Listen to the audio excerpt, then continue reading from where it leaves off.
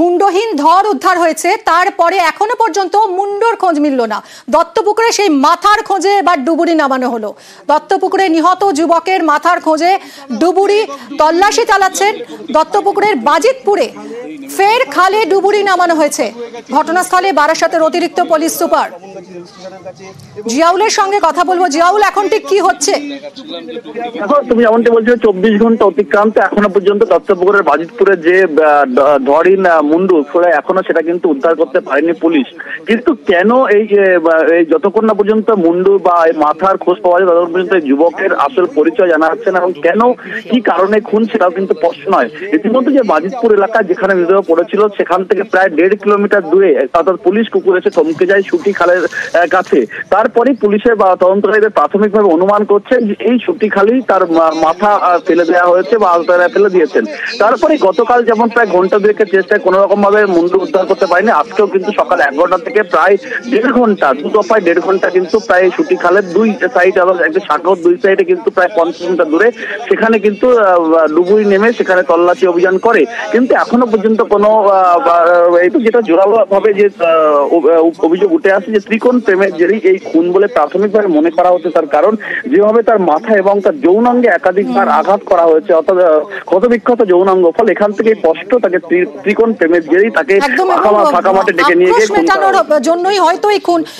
Ziaul, police কি মনে করছে, মানে মাথা কি এই পুকুরের মধ্যেই রয়েছে তারা নিশ্চিত? দেখো পুকুর যেহেতু যে পুলিশ কুকুর এসেছিল সেই পুলিশ কুকুর কিন্তু একেবারে এই সুটি খালের এখানে এসে থমকে যায়, অর্থাৎ ঘটনাস্থল থেকে প্রায় 1.5 কিলোমিটার দূরে সেখান থেকে কুকুর এসে এখানে থমকে যায়। তখনই তদন্তকারীরা মনে করছেন যে এই সুটি খালি তার মাথা ফেলে দেওয়া হয়েছে। ফলে পুলিশ প্রাথমিকভাবে মনে করছেন যে সুটি খালের জলেই কিন্তু সেই মাথা রয়েছে। ফলে তারপরেই কিন্তু এখানে তল্লাশি চলে গতকাল এবং আজকে প্রায় 1.5 ঘন্টা অতিক্রান্ত, এখনো পর্যন্ত তল্লাশি অভিযান চলছে। ফলে এই প্রাথমিকভাবে মনে করা হচ্ছে এই খালি মাথা রয়েছে।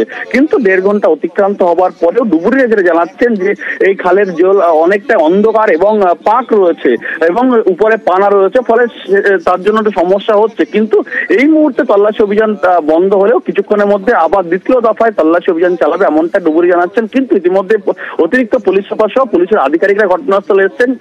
মোটিভ কি কারণে খুন সেটা কিন্তু জানার চেষ্টা করছে পুলিশ। ধন্যবাদ। আমি তো ওখানে দেখতে পাচ্ছি না, জলের তলায় পুরোটাই অন্ধকার। এবার যেভাবে খুঁজতে হয় ওভাবে খুঁজছি, যদি পাওয়া যায় তো গুড লাক আমাদের।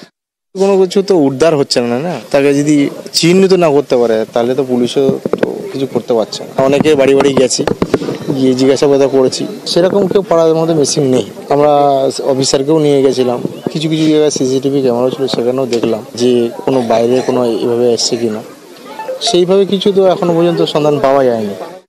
টোটাল 1.5 ঘন্টা মতো তল্লাশি চললো। যেখানে দেখানো হয়েছিল সেখান থেকে আমরা ডান দিকেও মোটামুটি 25-30 মিটার, বাঁ দিকেও 25-30 মিটার আমরা তল্লাশি করলাম। কিছু পাওয়া যায়নি, কিছু পেলে তো আমরা তুলে নিই। খালের পাশে অন্যান্য পুকুরও আছে, সেগুলো কি দেখা হবে? আমাদের যেরকম সুপিরিয়ররা ইনস্ট্রাকশন দিবেন আমরা সেই হিসাবে কাজ করব।